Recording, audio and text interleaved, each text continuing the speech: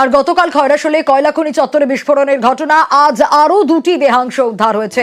দুটি দেহাংশের ডিএনএ টেস্টের জন্য দুর্গাপুরে পাঠানো হয়েছে। আরো বিস্তারিত এই বিষয়ে সুপ্রতিম জানাতে পারবে। সুপ্রতিম, কলিয়ারি বিস্ফোরণে তাহলে মৃতের সংখ্যা তো আরো বাড়লো। একদমই দেখো, কলিয়ারি বিস্ফোরণে এখন অব্দি যে মৃতের সংখ্যা সেটা বেড়ে দাঁড়ালো 8। তার কারণ হচ্ছে গতকাল যে 6টি দেহ উদ্ধার হয়েছিল, সেই দেহাংশের সঙ্গে বেশ কিছু সেই দেহর সঙ্গে আরো বেশ কিছু দেহাংশ জড়িয়ে ছিল, যেগুলো যখন ময়না তদন্তের সময় সেই দেহাংশগুলো যখন আলাদা করা হয় তখন তাদের বাড়ির লোক এসে দাবি করে দেহাংশ দেখে যে এইগুলি তাদের বাড়ির লোকের।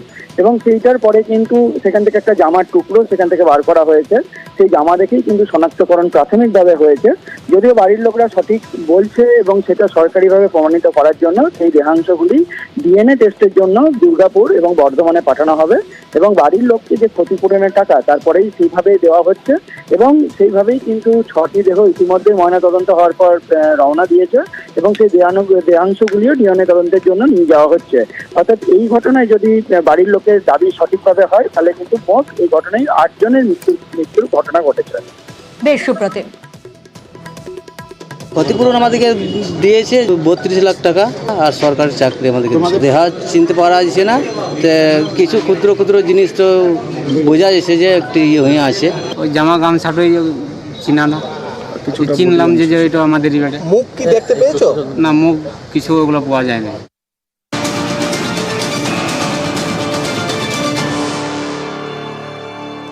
কলিয়ারি বিস্ফোরণে এনআইএ দাবি, গতকাল খয়রাশোলে কয়লা খনি চত্বরে বিস্ফোরণের ঘটনা আর তাতে এনআইএ তদন্তের দাবি। আরো বিস্তারিত অর্ণব জানাতে পারবে। অর্ণব, ইতিমধ্যে কয়লা খনি চত্বরে 8 জন শ্রমিকের মৃত্যুর কারণ মৃতের সংখ্যা বেড়ে 8। ইতিমধ্যে হাইকোর্টে জনস্বার্থ মামলাও এনআইএ তদন্ত হচ্ছে। দেখো, প্রধান বিচারপতি ডিভিশন বেঞ্চে আইনজীবীদের তরফে দৃষ্টি আকর্ষণ করা হয় এবং বীরভূমের খয়রাশোল এই এলাকায় কলিয়ারি যে বেল সেখানে যে ঘটনা ঘটেছে সেই ঘটনা স্বাভাবিক ঘটনা নয় এবং এই ঘটনায় রাজ্য পুলিশ নয় এনআইএ-কে দিয়ে তদন্ত করানো হোক, এই আবেদন নিয়ে জনস্বার্থ মামলা দায়ের করার অনুমতি চাওয়া হয়।